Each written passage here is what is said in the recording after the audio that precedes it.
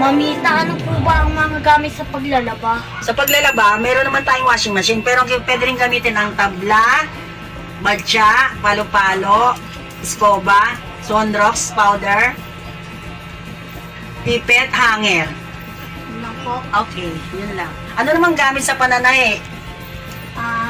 Pin chopper, medida o tape measure, karayom, sinulid, sewing box, sewing bag. Okay na rin yan. Mamita, ano nga po pala ang mga hakbang sa paglalaba? Sa paglalaba, handa ang mga gamit. Kunin ang planggana, timba, escoba, at saka yung tabla. Pwede na naman natin gamitin yung washing machine, sabon, tapos ihiwalay mo na yung puti at bicolor. Tapos po, Tapos ayun na, pag nilaban mo na yung puti, hindi na alawan maigi, kunin ang ipit at hanger, isampay mo na siya. Okay na? Yun, saan ginagamit ang sewing box?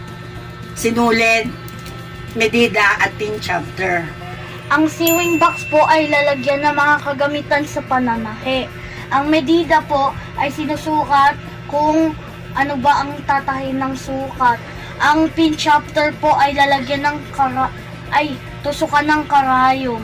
Ang sinulid po ay tatahiin kung may butas gamit ang karayom at may iba't ibang kulay at laki. Yun lang po.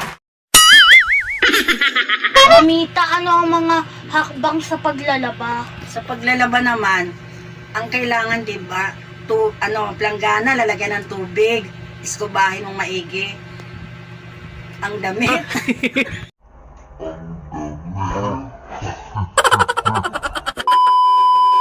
Mamita, ano po ang mga hakbang sa paglalaba? Sa paglalaba, ihiwalay ang decolor at puti. Tapos,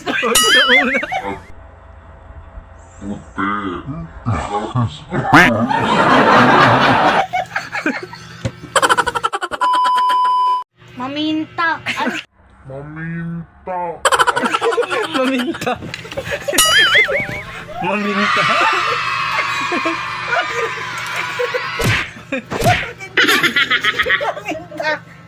Ayusin nyo. Bilis, bilis. Wala matapos na. 2,000 years later. Kevin, saan ginagamit ang sewing box at chim? Chip-chops. Pink chapter. Tsaka yung ano. Sinulid, measure. Wag muna kasi pink chapter. Ano ba yun? Pamuli yung pin chopper. Pin chapter. Sige, ulit.